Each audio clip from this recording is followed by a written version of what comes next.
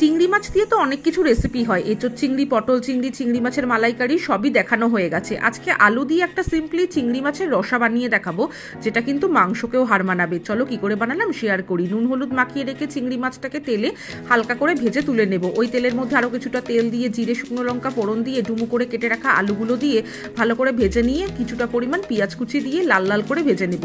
এবার একটা মশলার পেস্ট বানিয়ে দেবো, যার মধ্যে দিয়ে দেবো 3 চামচ টক দই, জিরে ধনের গুঁড়ো, নুন, হলুদ গুঁড়ো, কাশ্মীরি লঙ্কার গুঁড়ো, গরম মশলার গুঁড়ো সমস্ত কিছু দিয়ে জল দিয়ে ভালো করে ফেটিয়ে নিয়ে আমি দিয়ে দেবো এই আলু ভাজাটার মধ্যে। এটা দিয়ে কিন্তু অনবরত নাড়তে থাকবে, নইলে কিন্তু দইটা ফেটে যেতে পারে।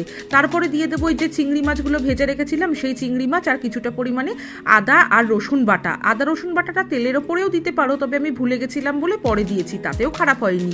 তারপরে আর কি গরম জল দিয়ে আলু সিদ্ধ হওয়া না পর্যন্ত ভালো করে কষি সিদ্ধ করে নেব। তারপরে নামানোর আগে দেবো কিছুটা পরিমাণ ঘি, ব্যাস নামিয়ে